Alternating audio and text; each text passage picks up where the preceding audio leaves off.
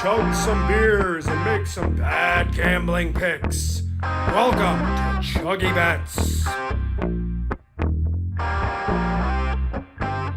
Game of the day in the Champions League, for my money, was between Atletico Madrid and Lazio. And it was a tie, and everyone's like, oh, ties aren't that exciting. But this one was great. Atletico Madrid got their opener in the 29 minutes. So they were sitting on a 1-0 lead.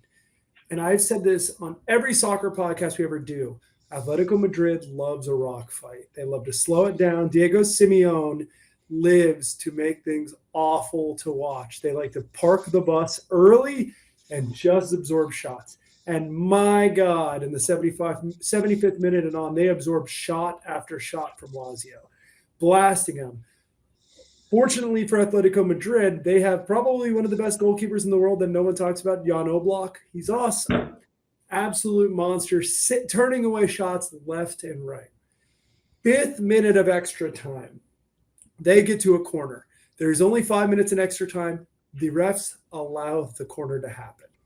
Everyone's lining up for the corner, and you see Lazio's keeper come up in a bright yellow kit, right? Bright yellow outfit. No one's wearing close to yellow. Corner goes up, doesn't get past the first defender. Right? Stop. And everyone's looking at the whistle, wondering if they're going to blow it or not. But they're still in a really good attacking position. The guy who kicked the corner puts a beautiful cross in, and I swear to God, a yellow flash just went from the back of the defense to the front of the goal. There, Lazio's keeper put in one of the nicest headers I've ever seen past Jan Oblak. Like I said, one of the best keepers in the world on the defensive side.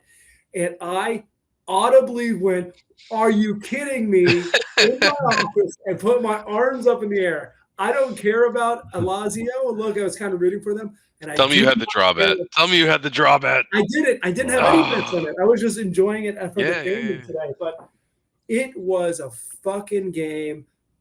It was a crazy ending. I think, Al, you said this is the second goal from a goalkeeper in Champions League that was not in the penalty era, correct? Not a penalty. Yeah. It was remarkable. And as soon as the ball goes in the goal, the whistle blows, the game's over. No regrouping. It was at the death. It was incredible. Yeah. And it was a great day of Champions League soccer. There were a lot of blowouts. Newcastle and who am I talking about? Newcastle and Milan had a 0-0 draw, which is like Milan not scoring. I mean, Newcastle drag anybody into a draw.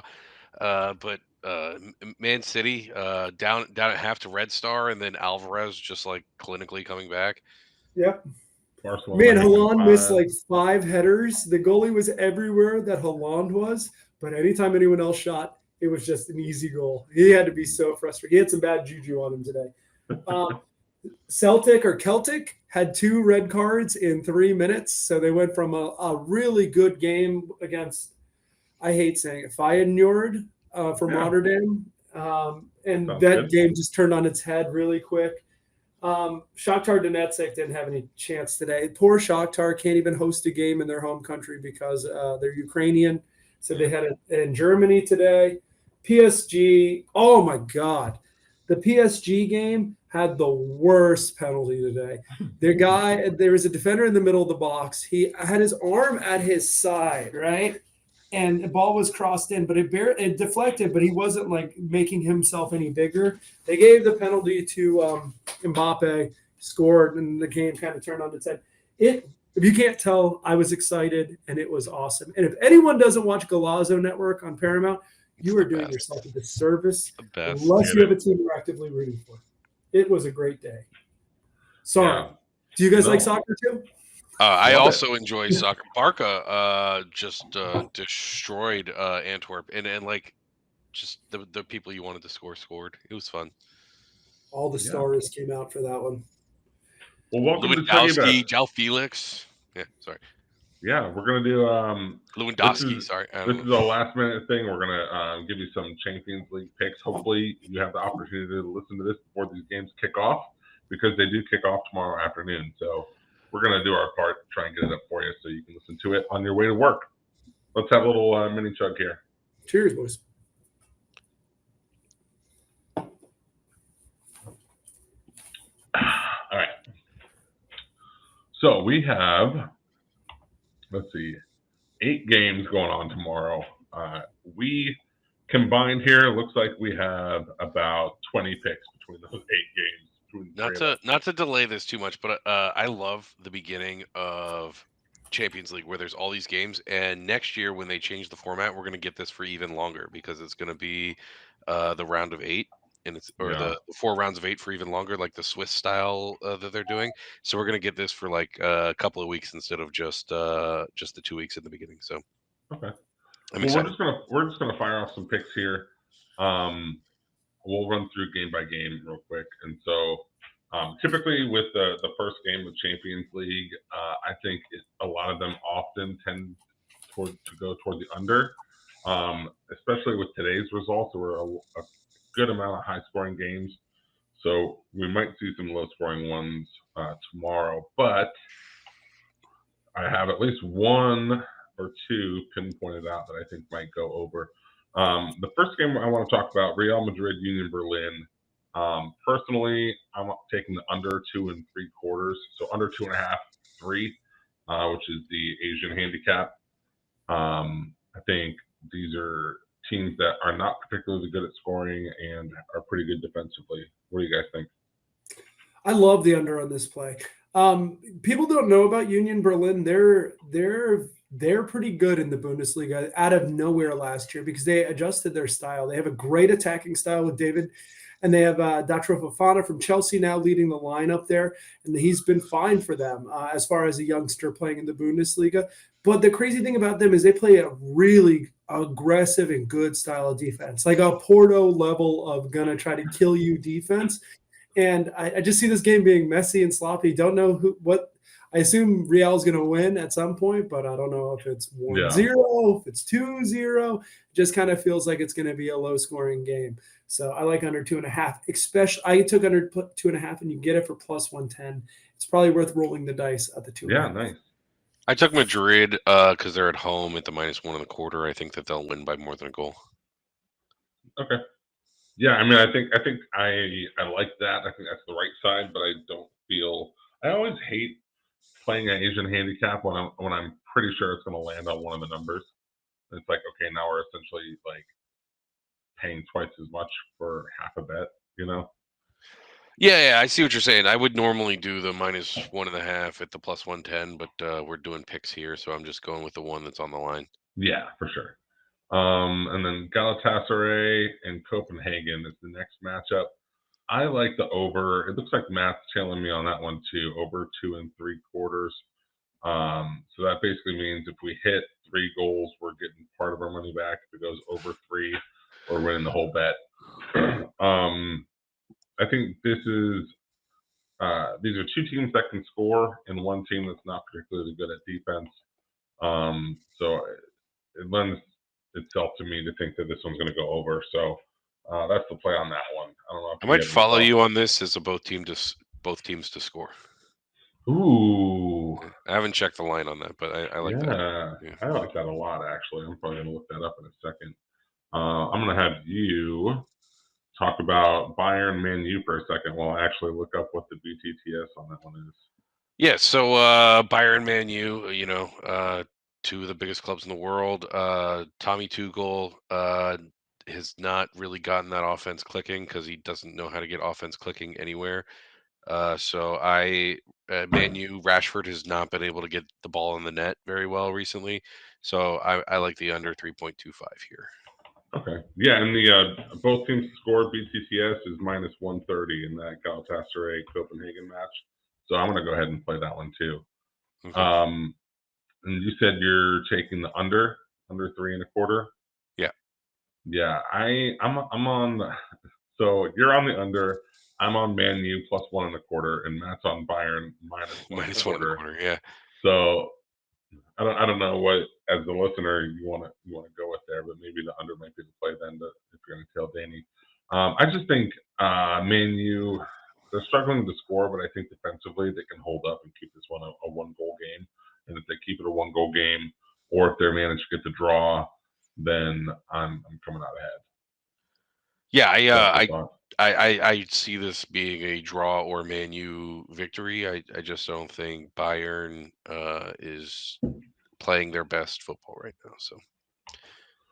And then the next match we had is Benfica Salzburg. So Benfica has been here. Salzburg actually has been here too. Benfica did pretty good last year, I believe. But I'm went gonna too far. Benfica went too far last year. Yeah, I'm gonna take Salzburg plus 1.25 because I think they can win this game. And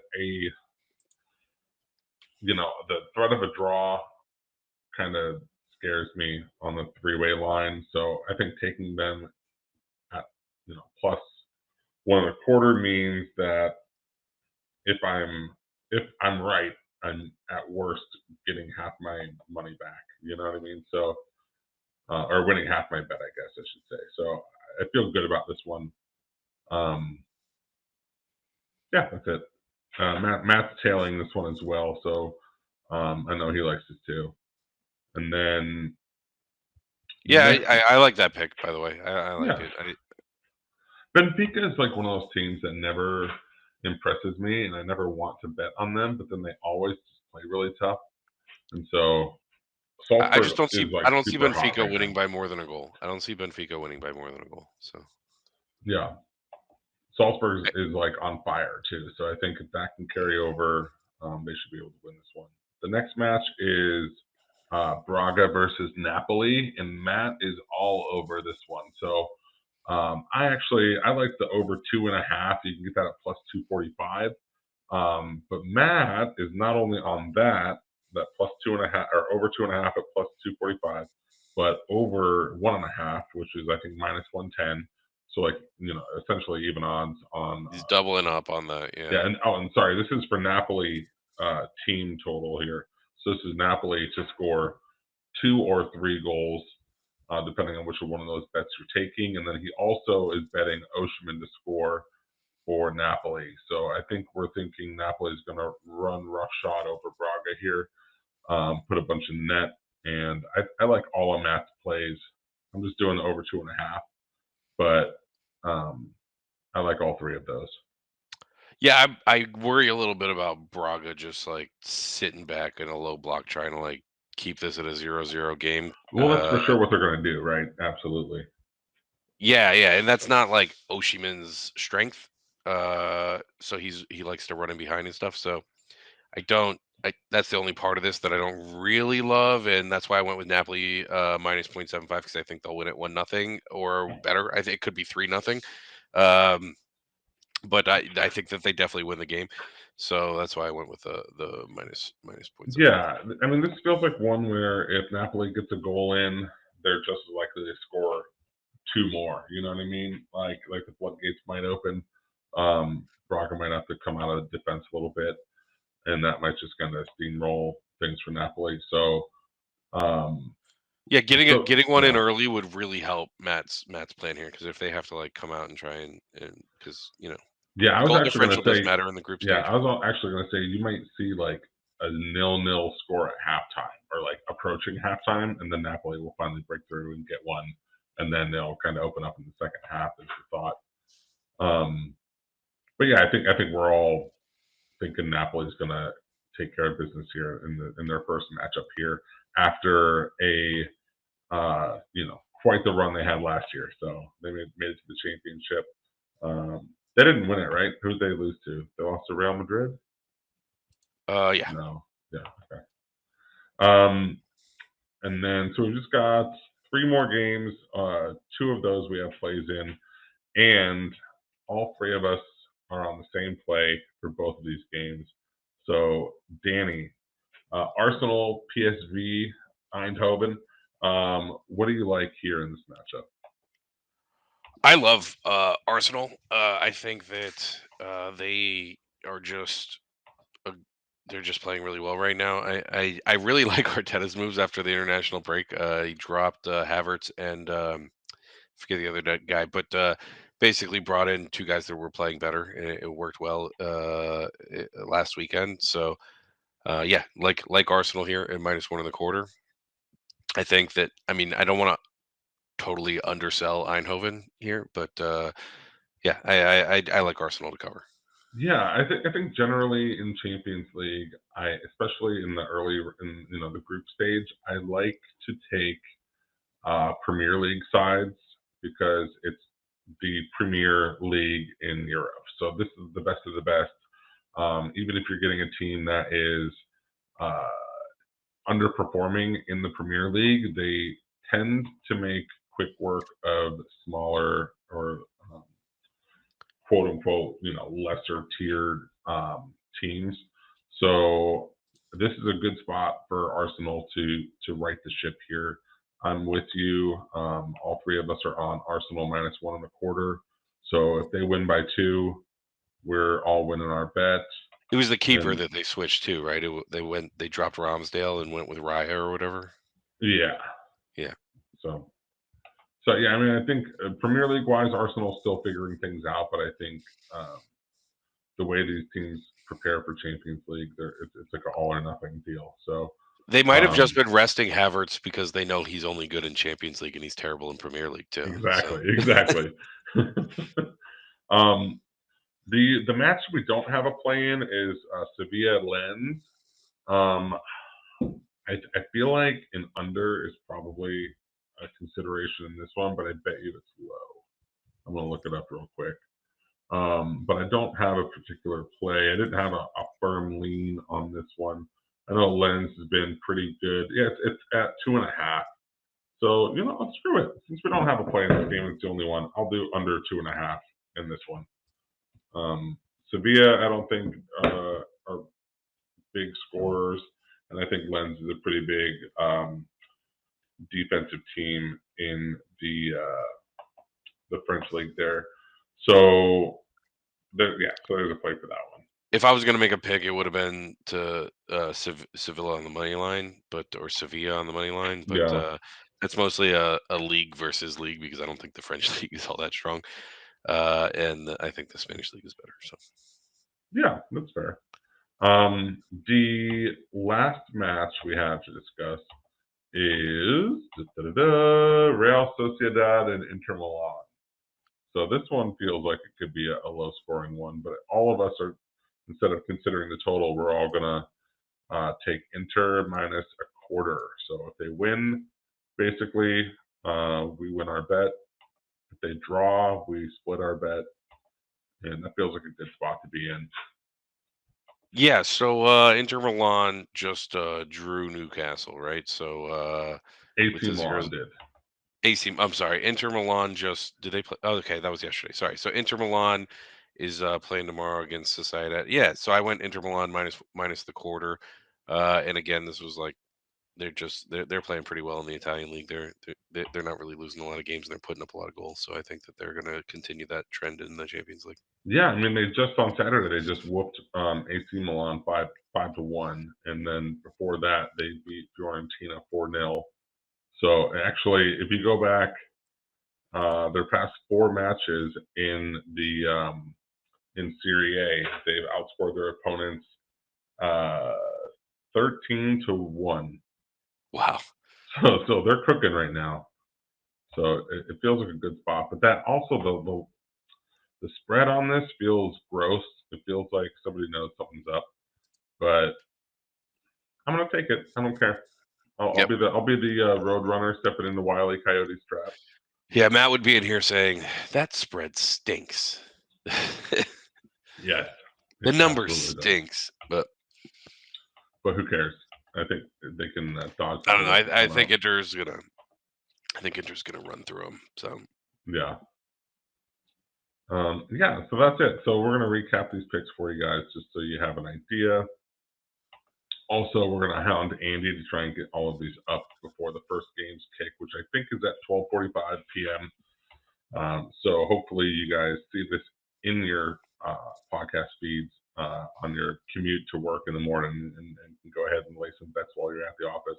But we're taking Real Madrid -1.25, and we're taking under 2.5 and under 2.75 in that match.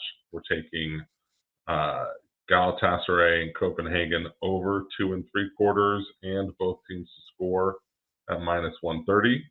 Bayern and Man U We're split here. Matt's on Bayern. I'm on Man U.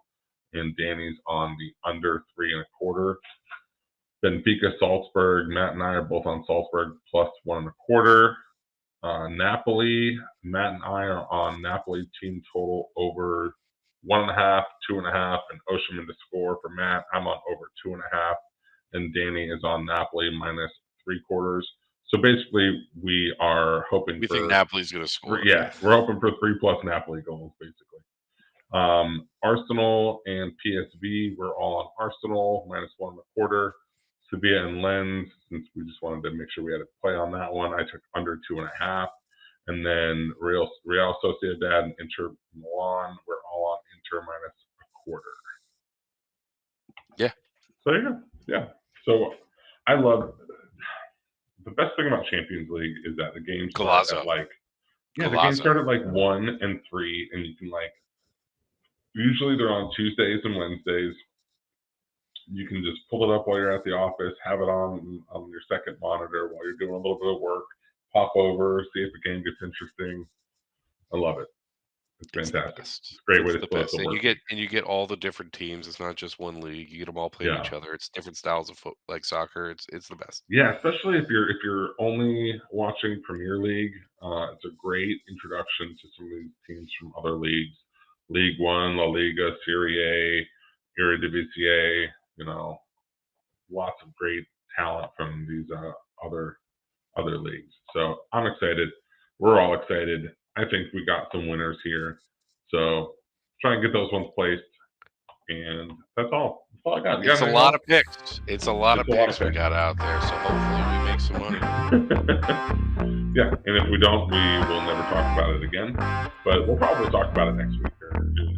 If we don't, we'll talk about it again next week, and we'll chug some beers. Cheers. Good luck, boys.